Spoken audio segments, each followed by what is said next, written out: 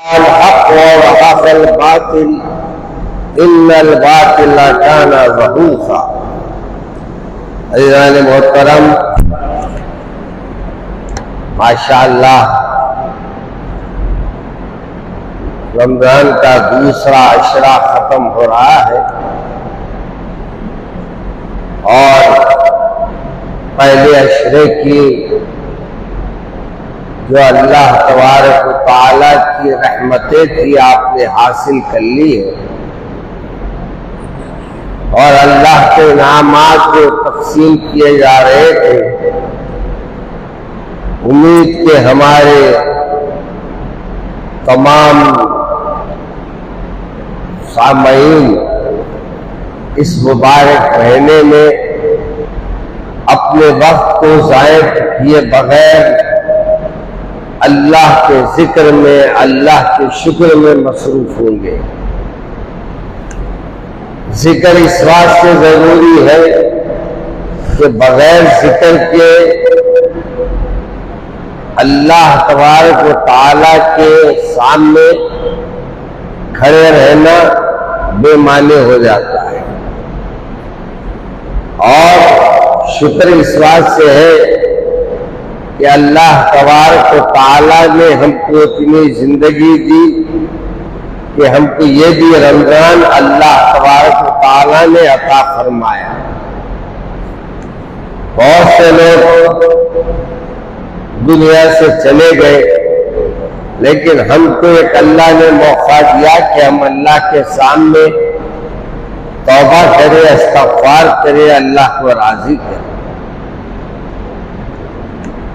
आज मैंने जो कुरान पाक की आयत आपके सामने रखी है, इसमें अल्लाह तबारक व तआला फरमा रहा है जाल हक, और हक जो है जाहिर हो गया और बातिल फना हो गया, मिट गया। और ये पढ़ने की वजह ये है कि 17 रमजान वो दिन है जिसमें हुजूर अकरम सल्लल्लाहु अलैहि वसल्लम को बदर के मौके पर कामयाबी हासिल हुई, जिसको अल्लाह तबारक व तआला ने नाम दिया अल फुरक़ान, यानी हक व बातिल का फर्क करने वाला दिन।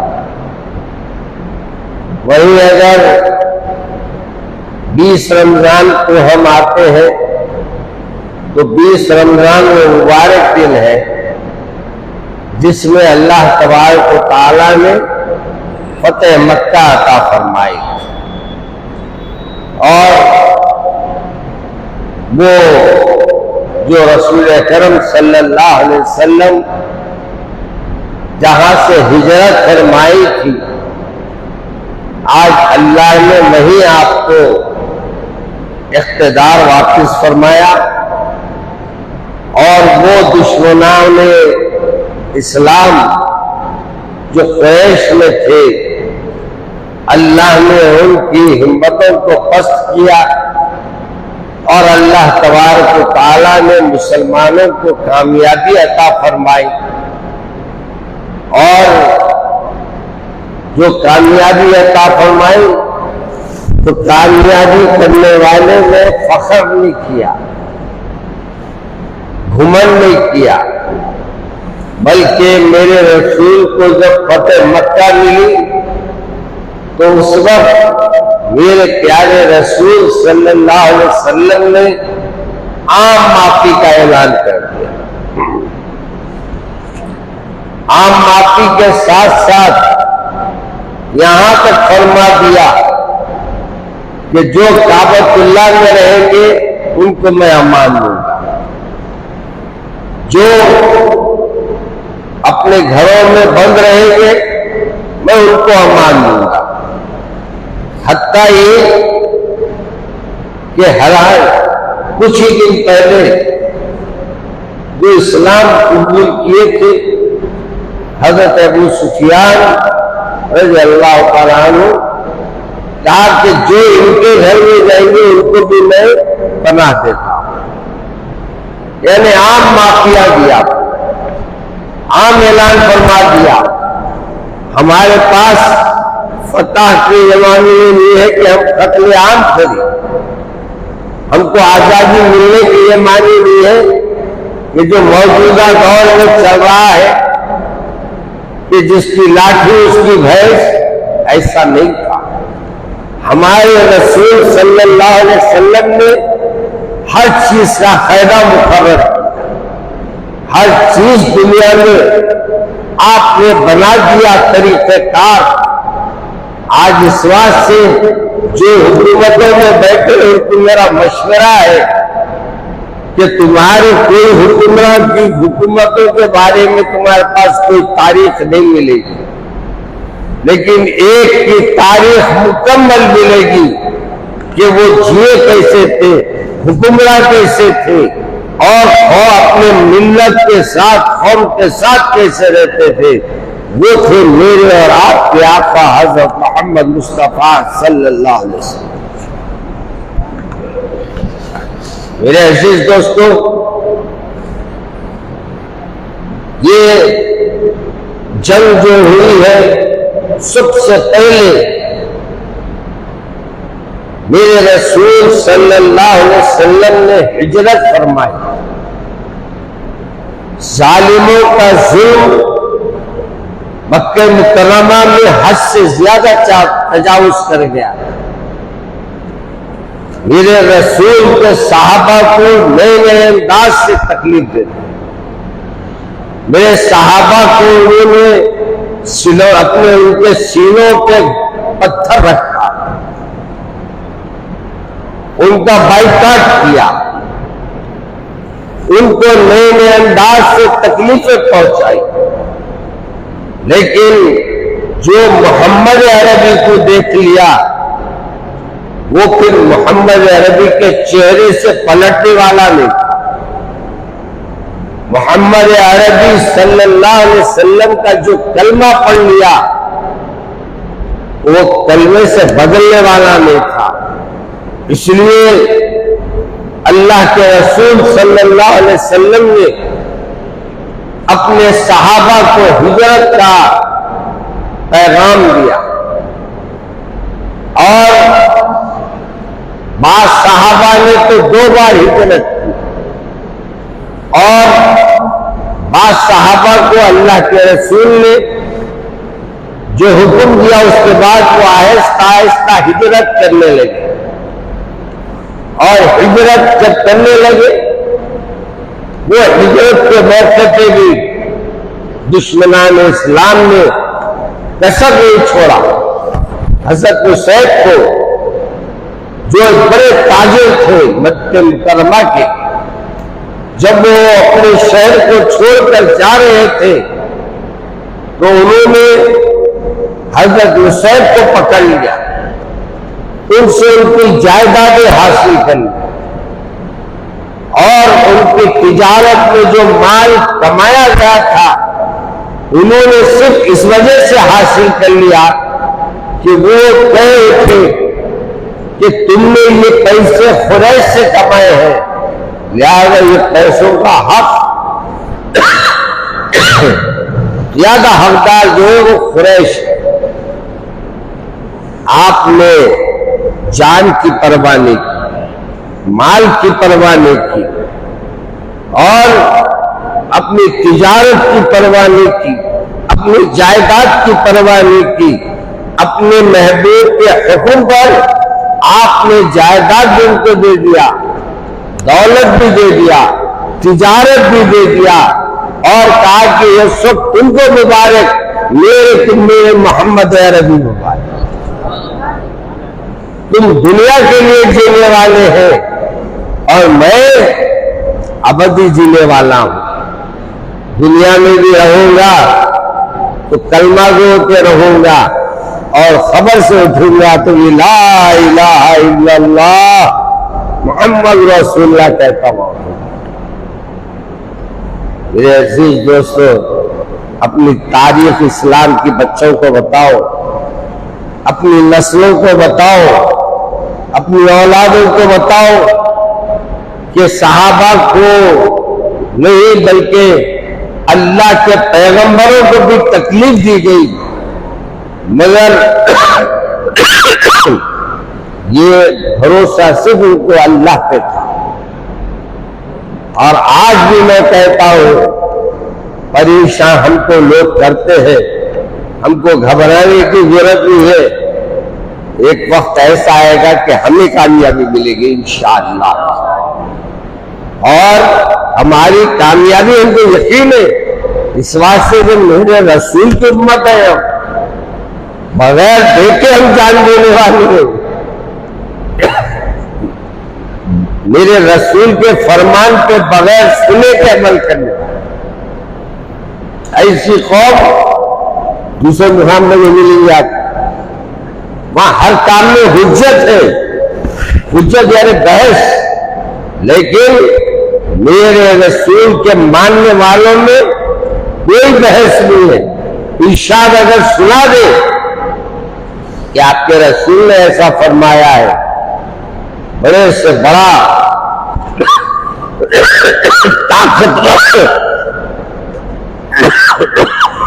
बड़े से बड़ा ताकतवर, बड़े से बड़ा हिम्मत रखने वाला, बड़ी जायदाद रखने वाला, बड़े मुकाम पे फायज है, मगर जब उसके सामने ये कह दिया जाए कि ये हुक्म मेरे रसूल का है, तो एक ही बात कहेगा, ला इलाहा इल्लल्लाह मुहम्मद रसूलुल्लाह, और मेरे रसूल का ये हुक्म है तो मुझे अपने ऐसे तेज में कबूल करने के लिए तैयार। मेरे अजीज दोस्तों, ये मुबारक महीने में बरकतें जो मिलने वाली है दूसरे अशरे की, ये दूसरे अशरे में मग़फ़िरत है। अल्लाह मग़फ़िरत फरमाने वाला है। वैसे तो पहली रमजान से अल्लाह लोगों को बख्शते जा रहा है, लोगों को माफ करते जा रहा है। पहली दिन से ही जन्नत को सजा दिया गया है। फुरखान दरवाजे को खोल दिया गया, रेयान दरवाजे को खोल दिया गया, जन्नत को सजा दिया गया है। और वो रोजेदार जो अल्लाह के लिए अपनी प्यास को बर्दाश्त किया, अपनी भूख को बर्दाश्त किया, सब्र से काम लिया, अल्लाह पर यकीन रखा, अल्लाह पर भरोसा रखा, तो फिर अल्लाह उसको कामयाबी अता फरमाए। अब ये दूसरा अशरा है। जितनी अल्लाह से मग़फ़िरत तलब करना है कर लो, जितना मांगना है मांग लो, जितना अल्लाह को राजी करना है कर लो, जितना अल्लाह के कलाम को पढ़ना है पढ़ लो, क्योंकि फिर तीसरा अशरा आएगा, और वो तीसरा अशरा दोज़ख से नजात का रहे। अल्लाह रोज दोज़ख से लोगों को नजात अता फरमाए। यहाँ हम गुनाह करके भी नादिल नहीं है, और पहले गुनाह नहीं होते थे, नदामत होती थी। इसलिए शायर ने कहा, हम गुनाह करके भी नादिल नहीं, पर क्या थे वो लोग जो गुनाह भी ना किए और पशेमान रहे।